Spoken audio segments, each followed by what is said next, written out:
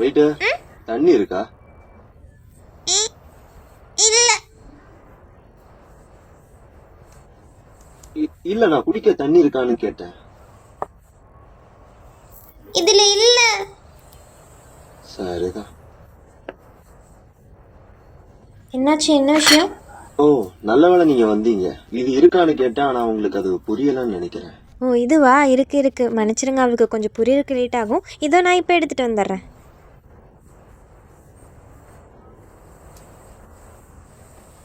உங்களை காக்க வச்சதுக்கு மன்னிச்சிருங்க. என்ன இப்படி முழிக்கிறாரு? இதை தானே கேட்டீங்க?